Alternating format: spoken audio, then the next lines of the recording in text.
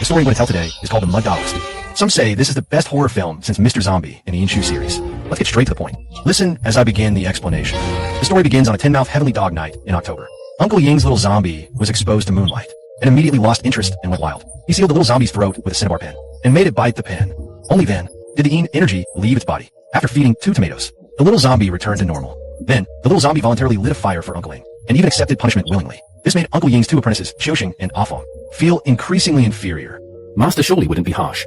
Father and son have a deep bond after all. How can we stand to see this? By midnight, villagers nearby came to see Uncle Ying, saying their brother was taken by the former banana tree spirit. Uncle Ying quickly sealed the little zombie to a chair. But as soon as Uncle Ying left, the little zombie used an external device to remove the talisman and started playing with the copper coin sword on the altar. What the copper coin sword is, a young item specifically made to suppress zombies. It flew toward the little zombie, tracking the corpse energy. Luckily, Uncle Ying's comic charm protected it, so the little zombie escaped harm. However, the copper coin sword was broken in the process. Scene change. The setting shifts to the banana plantation. Uncle Ying saw dragon and phoenix red candles placed on the ground, and red threads trailing on the floor. Based on these clues, Uncle Ying guessed that the banana tree must have cultivated into a spirit, so he hurriedly warned everyone not to get near the banana tree. That's my brother. Is he going to be okay?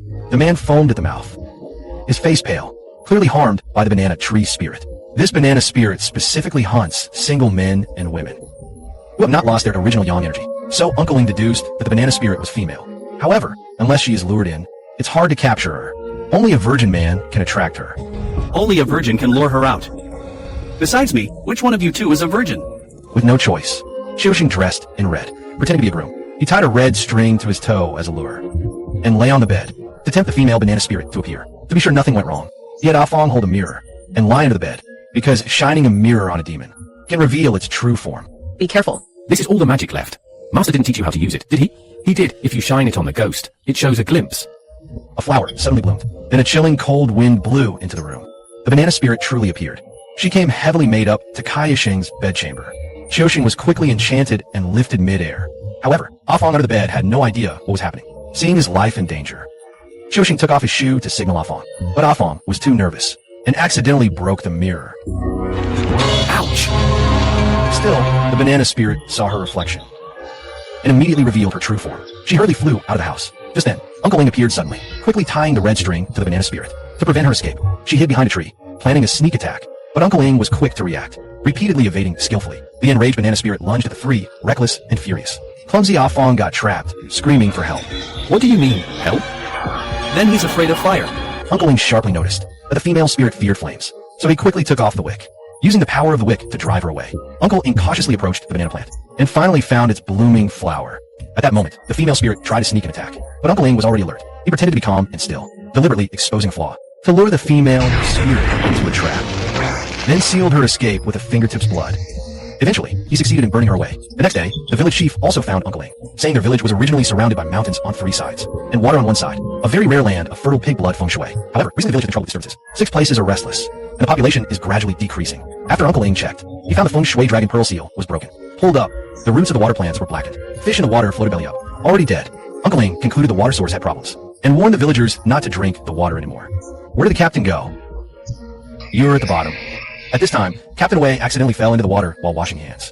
When climbing out, his leg got tangled in some underwater plants, and he dragged out a large group of dead bats. He asked everyone to look around, to see if there are bats nearby. So, Uncle Ying led a team upstream to a monastery. Inside the monastery, only nuns remained. The priest had long since passed away. From the outside, the monastery looked normal, but the priest's study was locked. Uncle Ying wanted to enter and investigate, but the fat nun insisted on stopping him. But that was no challenge for him. Uncle Ying lit a talisman and threw it into the study. It caught fire. It caught fire. Oh no, it's on fire. You need to help put out the fire. Thank you. After opening the door, they were shocked to see 2 strings of garlic hanging at the entrance. A note here, in Western vampire legends, garlic is considered a powerful weapon against vampires. Its pungent smell repels vampires greatly. They extremely dislike it and dare not come near. Meanwhile, Uncle Ying found a skeleton. However, the painting on the wall showed there were originally 2 priests, but 1 priest's body was missing. The fat nun, looking at this scene, judged that over 10 years ago, 2 priests preached and exorcised here. Holy water was spilled at that time, and garlic hung everywhere. This might be marks of a battle against an evil force. It seems they lost the fight, and their lives were taken by the devil. But Uncle Ying suspected the priest might have succeeded, because nearby villages have been peaceful for decades. Uncle Ying pondered deeply. then left, not noticing the roof was covered with bats. Since the village water source was unusable, Uncle Ing set up a formation to search for a water source. Using a red string, he indeed found a suitable place to dig a well. Ah, it's here. Dig a well here, so that the ever-flowing well water can nourish the villagers. But just after Uncle Ing and the other two left, a swarm of bats burst out from the woods and moved the wooden stake that marked the well's location to another spot. That very night, Xiao Sheng and Afong stole Uncle Ying's money and secretly went out for a trip, only to end up attracting a female ghost into the house. It must be that you guys stirred her up while you were out. If you don't deal with her, the female ghost will possess you. Seeing that the master refused to handle the matter, Xiao Sheng then took out a talisman and performed the technique for inducing a ghost possession. As a result, through the ghost perspective, he saw melodious singing in the Yihong courtyard, fragrant fine wine in the air, and beautiful women in abundance. Afong, upon hearing this, was overcome with envy and hurriedly allowed himself to be possessed. However, the vision he witnessed was shockingly brutal. He saw a woman being forcibly dragged into the woodshed and subjected to poisonous water being poured over her. At that moment, when danger was imminent, his soul flew out of his body. Seeing this, Afong was immediately struck with convulsions from fear, and his face turned as white as paper. It looked as if he was about to lose his life. Observing the situation, Uncle Ing remarked, "This is right on," and quickly fetched the ghost-catching talisman. Just as Afong was about to bite his own tongue in desperation, Xiao Sheng quickly reached out his finger to stop him, almost having it bitten off in the process. Then Uncle Ing swiftly ignited two talismans and placed one of them into the altar. The other one was the hidden soul talisman, with which he managed to trap the female ghost inside the altar. And, with a solemn expression, he told his disciples, "Since you both have witnessed the female ghost ordeal, you must help her track down her corpse. After all, you know his background best, and you must also help him reclaim his J body." So that he can reincarnate in peace.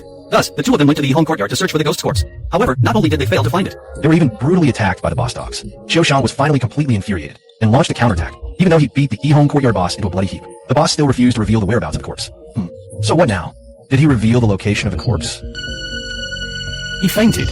Meanwhile, on the other side, after the wooden stake set by Uncle Ying was moved by bats, Captain Away prepared to redig the well. Halfway through the digging, He not only discovered a sacred text, but also saw a crucifix encrusted with rubies, impaled on a corpse. When the corpse with the crucifix was lifted out, the heavens immediately underwent an ominous transformation, with dark clouds suddenly gathering everywhere. Uncle Ing rushed over and cast a hurried glance, noticing that the position of the marked stake had been altered, while he also saw rolling thunder in the sky. The corpse's eyes glowed red, and it lay there, stubbornly undecomposed. Uncle Ing deduced that if this corpse wasn't burned, it was highly likely to undergo a transformation into an undead form, so he quickly stacked up firewood and set it on fire. However, the corpse was not brought over promptly. It's nearly dark now. Then they finally hauled the corpse out. It turned out that Captain Away had coveted the rubies of the crucifix, but since the crucifix was impaled on a corpse, he couldn't retrieve them. so he moved the corpse into his own room, racking his brains trying to extract the rubies. But the crucifix was extraordinarily hard, making it nearly impossible to remove them.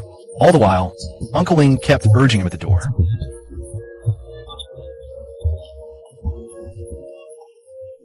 Away used a stick, a wooden carving to pass off as a corpse, and had his men burn it.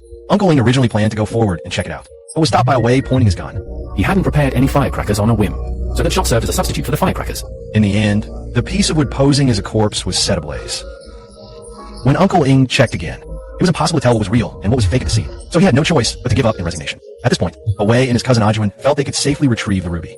When Away chopped off the cross with an axe, he accidentally cut his face, and his blood dripped onto the corpse. With just this smear, a drop of human blood miraculously awakened the sun-setting zombie that had dried out for years. After Ajuan saw Away off, he hurried over to check on the ruby on the ground. Yet he was completely unaware of the imminent danger, which was silently unfolding. The zombie suddenly attacked, biting Ajuan's neck. After sucking the human blood, the zombie's originally withered body instantly swelled and became full. The zombie then forcefully kicked in the door and leaped out. Meanwhile, in the convent, the heavyset nun seemed to sense something and instantly woke up, while the young nun appeared even more terrified because they heard some noise coming from outside. The heavyset nun immediately led everyone to check it out, only to discover that the sound was coming from the study room. Meanwhile, they also saw that in the study, there were a large number of bats. Seeing the bats looking utterly fierce and violent, and even launching an attack on humans, the heavyset nun quickly had the young nun lie at the bottom of a coffin, while she herself hid under a doorboard, thus narrowly escaping the bat's assault. Meanwhile, Xiaoxing and Afong simply couldn't find the female ghost corpse, so they decided to conduct a ritual of homage first, and then offer incense as tribute. However, the little zombie, out of sympathy for the female ghost, ended up releasing her on its own. Fortunately, Uncle Ing arrived in time. You let him out. Then my two disciples would have perished. We really did our best. Yeah, we searched everywhere but couldn't find her. We had no choice but to use a sky lantern. So Uncle Ing began the ritual, using the sky lantern to track down the female ghost corpse. He lit the sky lantern with 2 strands of genuine flame, and drew a 7-star formation on the altar to determine the location, and then used the method of the 8 trigrams to capture ghostly energy. Then he placed the ghost whale inside the sky lantern. With this, the sky lantern, guided by the ghostly lament, drifted toward the location of the female ghost corpse. Thus, the 3 hastily followed the sky lantern closely. However, while crossing Suspension Bridge, both Uncle Ing and Xiaoxing passed safely, but Afong, due to her fear of heights, missed a step. After a while, Uncle Ing and Xiaoxing found the female ghost body, still intact. Take it over.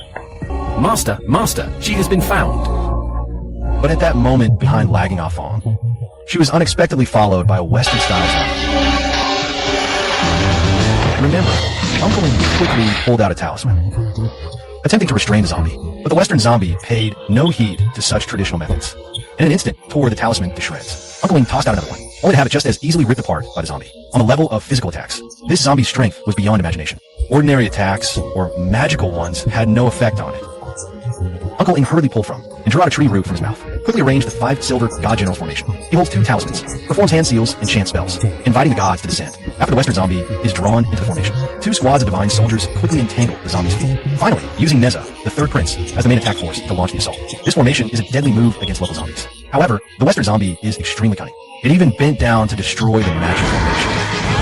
So, Uncle Ing hurriedly ordered his 2 apprentices to quickly retreat with the female corpse. He himself resolutely turned around to lure the zombie away. In the end, Uncle Ing cleverly used the Taoist robe, skillfully performed the golden cicada shedding technique, succeeded in escaping the zombie's pursuit. When the 3 arrived back at the suspension bridge carrying the corpse, a fawn carrying the corpse carelessly almost slipped and fell again. At that moment, the sunset zombie chased after them again. In panic, a fawn quickly hooked his leg around the female corpse. When he looked closely, he was shocked to realize it was not the female ghost body, but the sunset zombie's wife. A fawn immediately panicked, realized his mistake, and in his excitement, the female zombie fell straight down. It's not my fault. Luckily, Uncle Ing timely threw a huge rock, which smashed the zombie down the cliff. Ing Shuyu, since things were going wrong, hurriedly ordered a fawn to quickly retrieve the female ghost body, while she herself went to Captain Away's house during the day. At this moment, Away was making herbal medicine for his cousin, completely unaware that Ajuin had already turned into a zombie. Because Away usually doesn't like to bathe, the zombified Ajuin had no place to bite. Just then, Uncle Ing hurried over, quickly subdued the zombified Ajuin. You dare to be rude to my cousin? You're the one who turned into a zombie. You're the zombie. Are you crazy, treating my cousin like a ghost? Uncle Ing tried to explain the situation, but Away bluntly pushed him back, and even locked him up in jail. Not long after, Ajuin came to visit him in jail. Once inside, he locked the door, preparing for a feast. At that moment, flames blazed up. Luckily, little zombie arrived just in time, used explosives to blast open the door, and rescued Uncle Ing. Let's go quickly. Meanwhile, the sunset zombie went to his former church. At that time, Big Fat and a few nuns were hiding under the church coffin. When the zombie arrived, it landed the coffin and closed the lid. However, below, the nuns were accidentally exposed. Fortunately, zombies are less active during the day. They could slowly crawl out. At this time, a nun arrived with Chioxing and a Fong to help. Let's go quickly. But when the nun saw the bat, she was so scared she couldn't move. Helplessly, everyone had to climb up to the church rooftop. Chioxing and the others hurried up to help, wanting to show their manliness. Follow me. You're absolutely safe. Promise me, he'll show you. Come on, come on. Right? Here I go. Seeing how fierce the zombie was, Chioxing was so scared he was the first to jump back to the rooftop. At that moment, someone began tearing down the church. A Fong accidentally fell down. Luckily, Uncle Ing arrived in time. He placed a Fong on the roof, planning to use a Fong's body as bait to lure the zombie. But as the zombie slowly approached, Uncle Ing instantly lifted the roof. Although this zombie is immune to talismans, it is very afraid of sunlight. So, Uncle simply tore off all the roofs, forcing the zombie to the entrance of the study room. At that moment, the little zombie threw several bundles of explosives into the study room, trying to physically exorcise the Western zombie. After a series of explosions, Uncle Ing found that the zombie was not destroyed. The zombie turned and fled toward the woods. Seeing this, Uncle quickly grabbed a torch and chased after it. However, upon reaching the woods, the zombie had disappeared without a trace. But the careful Uncle Ing noticed drops of corpse oil falling from the tree, leading him to conclude that the zombie was hiding above. He quickly lit a talisman, successfully igniting the zombie. But due to a twist of fate, the zombie was pushed into the swamp. You must know that it's very difficult to completely destroy a zombie in a swamp. Why in the story like this? Actually, Uncle Ing wants to shoot a sequel about the Eyebrow Taoist. That's all for today's story. I'm Jean Dandon, who loves watching movies. See you next time.